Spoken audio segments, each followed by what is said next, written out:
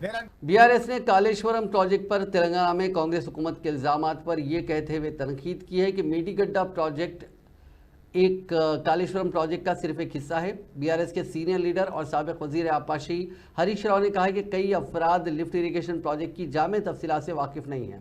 उन्होंने कहा कि कालेश्वरम का मतलब सिर्फ मेडीगड्डा बैरेज नहीं है। कालेश्वरम का मतलब 3 बैरेजेस, 15 ज़खायर आब, 19 sub station, 21 pump house, 203 kilometre की सुरंग, 1531 किलोमीटर की नहर, 141 टीएमसी गुंजाइश का स्टोरेज और 530 मीटर की बुलंदी से पानी लिफ्ट करने की गुंजाइश है, जिसके जरिए 240 टीएमसी पानी सरबराह किया जाता है। चीफ मिनिस्टर रेवंत रेड्डी, वुजरा और कांग्रेस अरकान असेंबली की मेडीगड्डा बैरेज को रवानगी के बाद मीडिया के नुमाइंदों से बात करते हुए हरीश राव ने असेंबली की कार्रवाइयों के तरीक़ेकार पर नुक्ताचीनी की। उन्होंने कहा कि हुक्मरान जमात के अरकान को मौका देने के बाद अपोजिशन को माइक देने से इनकार कर दिया गया, जो ऐवान की रिवायत के खिलाफ है। ప్రభుత్వాన్ని మీరు వెళ్తా ఉన్నారు, సంతోషం, వెళ్ళండి.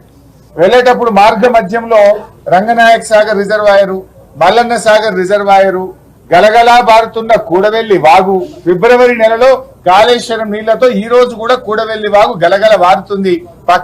పక్కనే ఉన్న పచ్చటి పంట పొలాలు కూడా చూసి వెళ్ళండి. కాళేశ్వరం ఫలితాల రైతులను అడగండి. మీరు వెళ్తేటప్పుడు దుబ్బాకలో, సిద్దిపేటలో, బెజ్జంకిలో, కరీంనగర్ లో, గజ్వేల్లో కాళేశ్వరం ఫలితాలు అందుకున్న రైతులను అడగండి.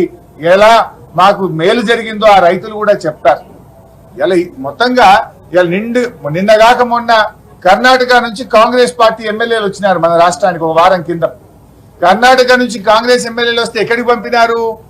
మల్లన్న సాగర్ ను, రంగనాయక సాగర్ ను చూపించారు. కాళేశ్వరంలో భాగమైనటువంటి రంగనాయక సాగర్ ను చూపిస్తే అది చూసి కర్ణాటక కాంగ్రెస్ ఎమ్మెల్యేలు ఇది మహా అద్భుతం అని చెప్పి మనల్ని మెచ్చుకొని పోయినారు. వీడియో ఫుటేజ్ ఉంది, పేపర్లలో కూడా వార్తలు వచ్చినాయి.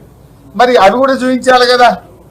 కేవలం ఒక మేడిగడ్డ దగ్గర జరిగిన దాన్ని పట్టుకొని మీరు కోడిగుడ్డు మీద ఈకలు బీకి రాజకీయంగా ఏదో 4 ఎంపీ సీట్లు రావాలనో, రాజకీయంగా లబ్ధి పొందాలనో, మా మీద బురద జల్లాలని చెప్పి ఒక ప్రయత్నం